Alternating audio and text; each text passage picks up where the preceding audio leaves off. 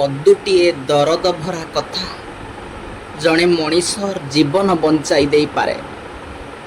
ଦୁଃଖ ଯନ୍ତ୍ରଣାରେ ଭାଙ୍ଗି ପଡ଼ିଥିବା ତଥା ନିରାଶାର ଗହନ ଅନ୍ଧାର ଭିତରେ ଅଣନିଶ୍ୱାସୀ ହୋଇ ପଡ଼ିଥିବା ଜଣେ ମଣିଷକୁ ପଦେ ଦରଦ ଭରା କଥା ଆଉ ଥରେ ବଞ୍ଚିବାର ନୂଆ ଆଶା ଦେଖାଏ।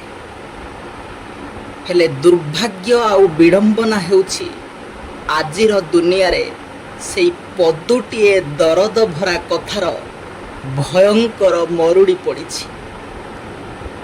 ପ୍ରିୟ ଦର୍ଶକ ବନ୍ଧୁ, ପ୍ରାୟ 4 ମାସ ତଳେ ଏହି ଅନୁଭବପୂର୍ଣ୍ଣ ଲେଖାଟିକୁ ମୁଁ ସୃଷ୍ଟି କରିଥିଲି ଏବଂ ଗୋଟେ ୟୁଟ୍ୟୁବ୍ ସର୍ଟ ମାଧ୍ୟମରେ ଏହି ଲେଖାଟିକୁ ଉପସ୍ଥାପିତ କରିଥିଲି ମଧ୍ୟ। ଆଜି ସେହି ଲେଖାଟିକୁ ନିଜ କଣ୍ଠରେ ଆବେଗପୂର୍ଣ୍ଣ ଭାବରେ ଶବ୍ଦାୟିତ କରିବା ପାଇଁ ଚେଷ୍ଟା କରିଛି।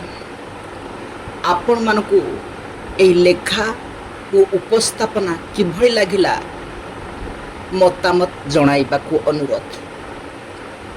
ଆଜି ତ ସମୟ ହେଲାଣି, ମୋତେ ବିଦାୟ ଦିଅନ୍ତୁ। ଆପଣମାନେ ବହୁତ ଭଲରେ ଥାଆନ୍ତୁ। ଆଗାମୀ କାର୍ଯ୍ୟକ୍ରମରେ ପୁଣି ଦେଖା ହେବ। ରହୁଛି, ନମସ୍କାର।